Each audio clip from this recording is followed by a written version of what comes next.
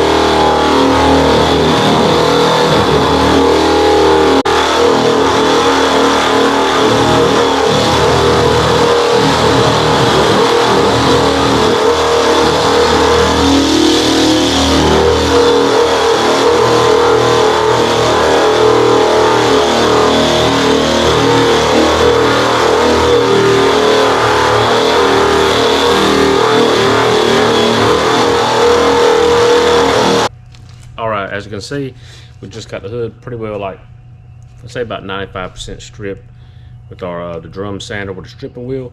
So the next thing we're gonna do is we're gonna go over it with 80 grit on a DA to finish it off, get a little bit of spots I missed with that, and then ensure we've got an 80 grit scratch on our bare metal. That's what you want for a proper adhesion on bare metal. You want 80 grit.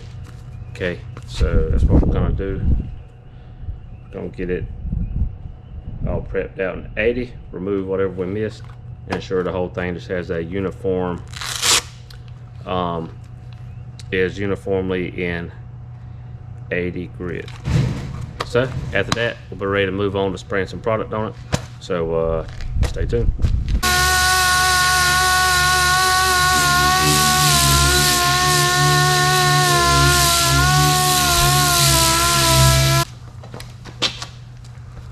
My DA was moving a little too slow for me, so I'm switching to my geared sander.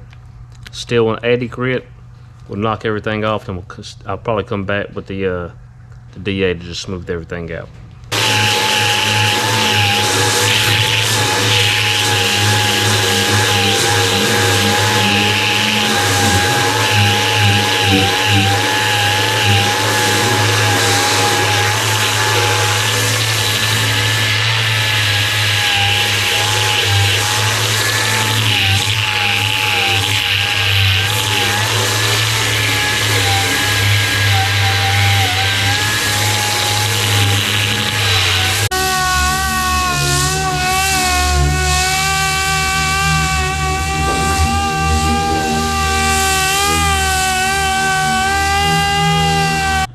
Alright, so as you can see, we got it all prepped out. I'm happy with it. We got it finished out in 80 grit, and should be ready for primer. We're going to hit it with an etch primer first, then we'll come back with the high build on top of that.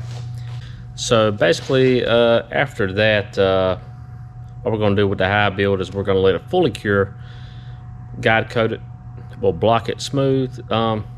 Shouldn't really be much to that. This hood was free of any dents or anything like that, so really there's different things you could do at this step. I could skip high build, but what I already have is a etch primer, high build primer, so I'm gonna go through that. And then being this is black and it is a hood, which is the most focal point of the vehicle, and black shows everything, we're still gonna go through the process. We're gonna high build it, we're gonna block it, make sure it's absolutely perfect, then we're gonna spray it, and it's gonna look great, and it'll be should last a really good long time. So like I said, next thing we're going to do is put some primer on it, and I'll show you all of that, and then we'll move on from there. Alright, so the following day we got our hood taped up. We're about to spray, first I'm going to spray one coat of self-etch on there, and just note with self-etch you don't have to go crazy coverage. You just want to, just a light coat is fine, just something to just kind of encapsulate that steel. Then we'll jump on to our high build. I'm going to put 3 coats high build, that way I just got plenty of material to where I can sand it perfectly flat. Like I said, it shouldn't need much because the hood really didn't have any defects that I could see on it, so other than just a paint failure. So I'll show you, I just got it taped up. It's a little windy out, not ideal. Temperature's decent, so go ahead and spray it. So the way I do it, I take wide tape, tape it half of it kind of to the back edge, fold it over, that way I got something to adhere my paper to. And the reason I do that, paper it, is because you gotta think about when I'm spraying the top side, overspray is gonna be getting on the bottom, and we want to protect the bottom because the paint on the bottom is fine. That way we're only painting the top side, and you want to tape up your wiper holes too. I forgot that in the past, just like I forgot to do this and figured it out the hard way. So I'm gonna go ahead and put 1 coat of self-etch on here, then we'll jump into the high build, and then do 3 coats of that, then we'll be done.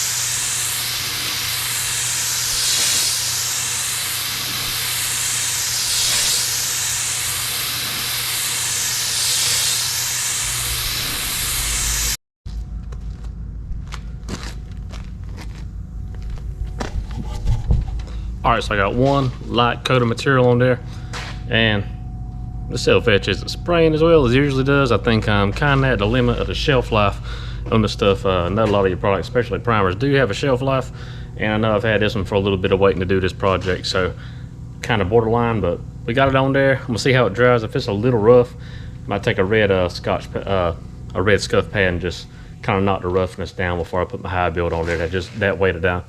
My high build is not trying to cover up all this texture on this self-etch. Again, that's not typical. Mistake on my end. This product's just getting old. So anyway, but we'll go ahead and use it now. We got it, and get it done, and get a fresh batch next time.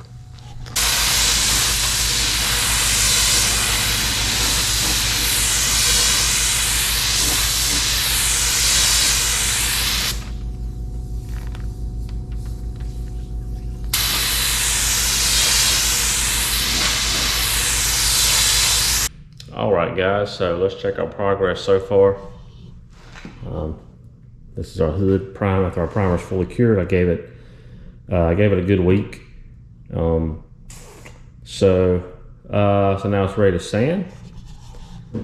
I like to get my primer as long as I can. I'd say at bare minimum 2 days, but it depends on really what product you're using. Some products shrink more than others. All products shrink, some shrink more than others. Some cure faster, slower, so on and so forth. It depends on how much of the material you put on there. I like to wait at least a couple days if it's small stuff. If it's like a big job, I want to wait as long as I can. If I'm doing like a restoration or something, man, I might prime it, set it out in the sun for 2 weeks to a month to really let it fully shrink. That way when I sand it and I paint it, I know it's not going to shrink down later and reveal any sanding scratches or anything like that. But as far as this goes, it's just a stock daily driver. We just want it to look nice and factory. I gave it a week. Still probably a little excessive, but that's what I did. I'm not in a hurry. So it's fully cured. So I went ahead and started sanding. Let's just see here, this is what you want. So I sprayed some black on here as a guide coat. And basically that's just gonna let me show where I have and hadn't sanded at. See, I've started sanding this front edge. Some of the guide coat's gone. The spots that's still there, I'm gonna need to sand some more, because basically those spots are low. Not saying that the spots are low, but the material is high here. So we're gonna need to sand this some more and try to get it nice and uniform, like this edge here. So there's no, other than the edges I haven't finished, but got all the guide coat gone and we haven't broken through anywhere. If you break through on the edge or something a little bit, that's fine, or in a little spot here or there, that's fine. Small breakthroughs is fine. Once you spray it, it'll be fine to cover it up for the most part, depending on the severity of it. But especially if you're gonna seal it, that should tie all that up together. Basically on this one, as long as all this blocks out good and I don't really have any major flaws, I'm probably just gonna go ahead and I'll probably just go straight to base on this one. I'm getting way ahead of myself. But yeah, basically that's what we want to do. We just want to block this, get that guide coat gone, and hopefully the whole thing is still covered in primer. So these are the blocks we're using. I got a long block for these big flat spots, and I got a small block to kind of do these edges. These aren't the ones I typically use. Most of my blocks are at one of the shops that I work at. So I've got most of my stuff over there. So this is just the only thing I had here. And I use a spray bottle of water. I am wet sanding this, and I've got a love-hate relationship with wet sand and primer. I really prefer to dry sand everything. It's dusty, but when you wet sand, it just makes like a soupy mess. Wet sanding is usually a little faster and keeps the paper from clogging up so bad, but if you got good paper, it's not as much of a problem, and depending on what product you use, it may or may not be as much of a problem. Some primer sand worse than others. There's a lot of variables here, so you can dry sand or you can wet sand. On this one, we're wet sanding, mainly because all I've got here is some cheap paper, and it clogs up really fast. So the water helps keep the paper cleaned out. So anyway, so I'm just gonna start sanding this spot, and you'll watch me. General rule of thumb with blocking primers is doing an X pattern with as big a movements as possible. And we can argue and debate about the effectiveness of that and other techniques. But that's the general accepted technique, is a crosshatch pattern or X pattern. So that's what we're gonna do, and we're gonna start getting this blocked out. Then we'll show you, kind of show you what we're going for, and then we'll go from there.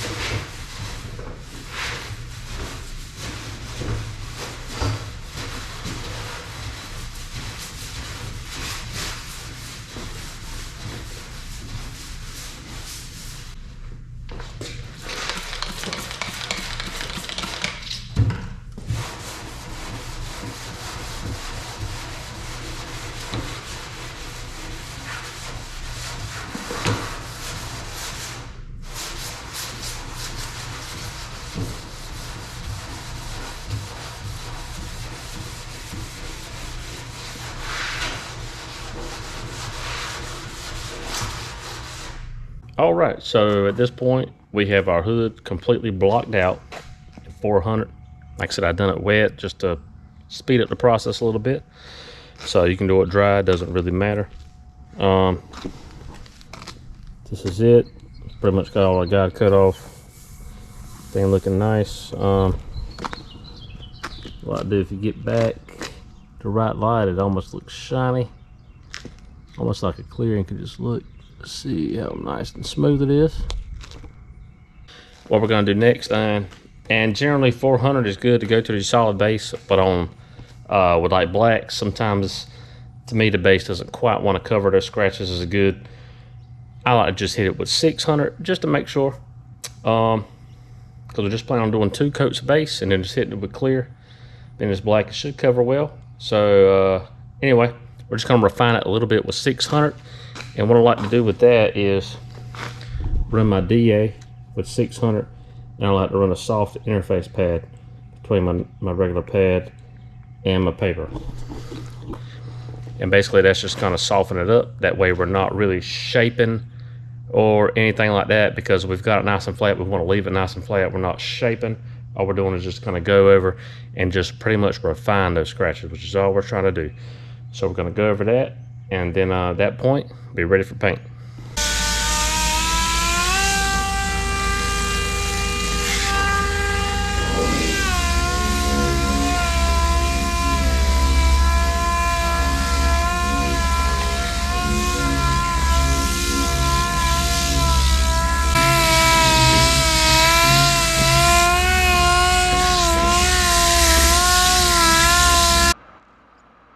All right, guys, so it's finally time to get started painting. So the hood has been washed with Dawn Ultra and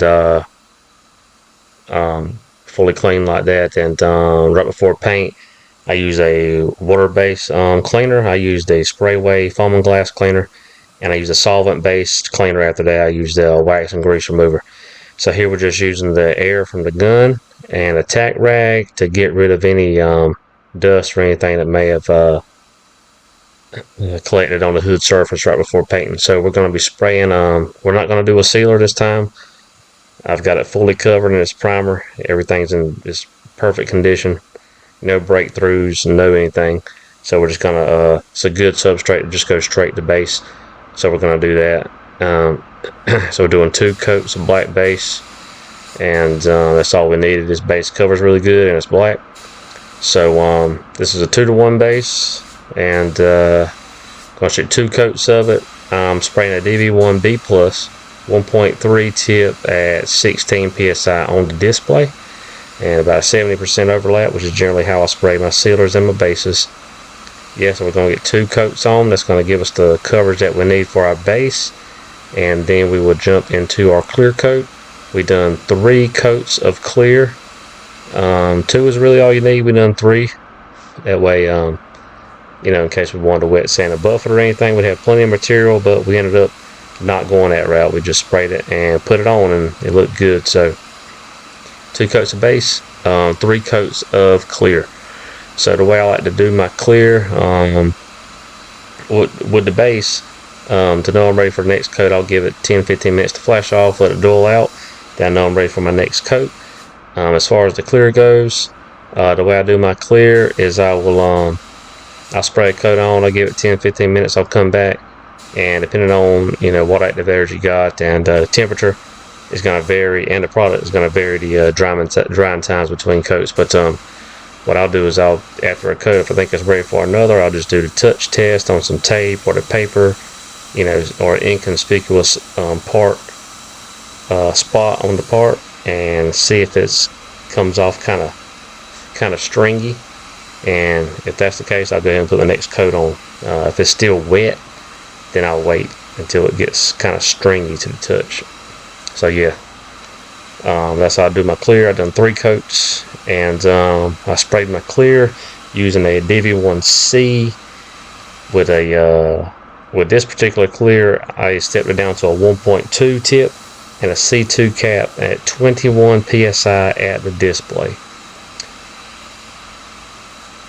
and that gives the desired finish. It laid out good, and this isn't a great angle here, guys, but when I get to the clear, I just showed the first, that's our base, after it starts to kind of flash off a little bit, starting to dull out. So we're pretty much ready for our clear now. I'm going to show the first coat of clear and the last coat. I'm not going to show the second because it just gets repetitive, but on my last coat, I had a co-worker of mine. He was free, and I had him video me. That way you get a little better angle of it. But that's it. We put 3 coats on, and that was all we needed.